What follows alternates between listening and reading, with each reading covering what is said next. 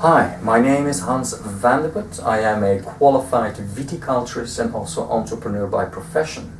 What I do primarily is to consult and purchase wines for clients, and also with a team we are in the process of setting up wine bar restaurants. I would like to take this opportunity to welcome you all to my first video blog.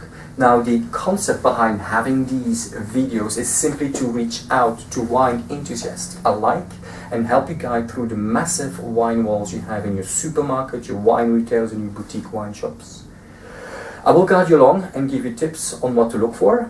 I will rate wines, I will suggest which wines to get, which wines to totally avoid, and which wines that might potentially add value in here and the near future. I will help you to understand how to find faults and evaluate the quality of wine.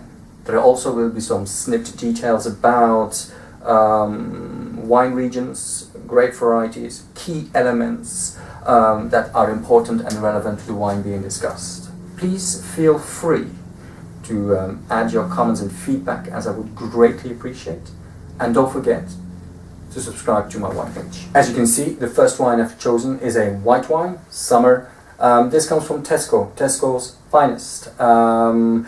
It's Côtes de Gascogne. It's £7.99. Let's see its value for money. So it's southwest of France, Côtes de Gascogne. For those who like to see or visualize where it is, you have Bordeaux below. There's a whole stretch that goes just before the Languedoc-Roussillon, which is the Mediterranean, and Bordeaux, of course, the Atlantic. Southwest of France, Cahors is southwest of France, Jurançon, southwest of France. Southwest of France, probably known for white grape varieties, or for white wine, sorry. This one is an IGT, typical geographical indication.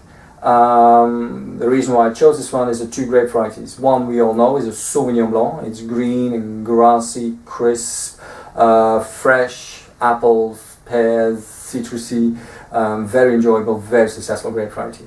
The other one is the Gros Manseng. Gros Manseng is predominantly used in Jurançon for fortified and sweet wines. So the main characters in this grape variety are cloves and cinnamon. So you will find some spice. So an intriguing combination. There might maybe be more Sauvignon Blanc in here than Gros Manseng, but the only way we can do is find out and taste it. As you can see, screw cap, nothing wrong with screw cap. Screw cap been introduced into the wine world quite some time ago because we had a big problem of corkage. About 10-12% of production was corked. So they need to kind of find a system, and screw cap reduced this by 99.9%. As I said, as always, what's more important is what's inside the bottle. You don't eat the label, nor the glass, nor the cap. But I know some of the charms has been taken away. So let's taste it. So as I said, it's a very simple twist, and there we go. It's not very charming, but it's quick and easy. You go to the park. You don't have to think about your bottle openers. It's a simple crack and it's done. So here we go. Now, it's very important when inspecting a wine. First of all, you always look at the presentation, the color. Color is a bit greenish, yellowish. I wouldn't say yellow straw color, it's more like a green yellow color, so very young, very fresh, very translucent, transparent. In white wine it's very simple. The older the wine gets, the more goldy to brown. When it goes to brown color, I think most of the time you can just forget it and get it and chuck it. I wouldn't touch it, I wouldn't drink it. White wines intend to last not as long as red wines, so this is definitely be drank in a couple of years time. First, as you look, so the presentation, it looks very young, it looks very fresh. It seems like the acidity is well present because it's very bright. So first you do before swirling is you sniff it, and definitely Sauvignon Blanc. Sauvignon Blanc is really coming out there more than the Gros Manseng. So now if you swirl it and you get the Gros Manseng, it feels much more heavy and strong. Even so, it's only 12.5% alcohol. The presence of the Gros Manseng is really, you get the spice coming out. Let's taste it.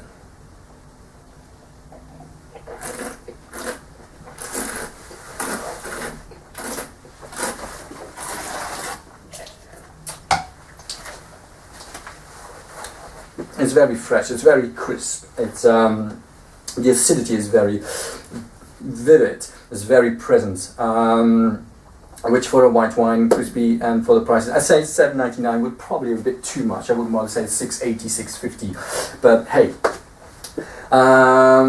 if it's value for money, I would say not. $7.99 for me is too much. This is a very simple, easy drinking wine, no fuss. It's simplicity, it's straightforward, it gives you fruits, it gives you slash of acidity, the balance, it goes a bit in all directions. It's very short, so it doesn't last long. And I think probably after a couple of glasses you're probably going to have a very dry mouth because it's really dry. And that might appear, and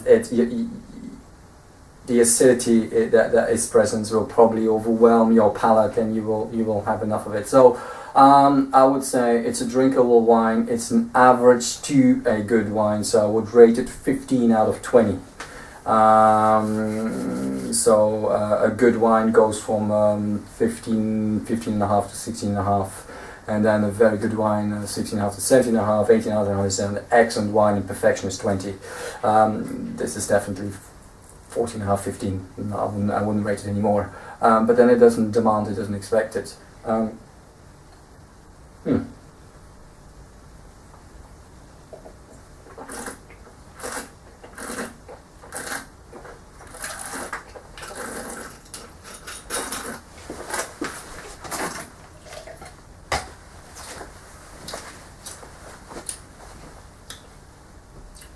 Yeah, I won't. Yeah, it's kind of a bit aggressive. So it's an okay wine. Recommend it? Not entirely, but it's not bad. So here we go. This was our first wine, our first tasting, and my first video blog. Please drink responsible, and I'll see you next time. Thank you.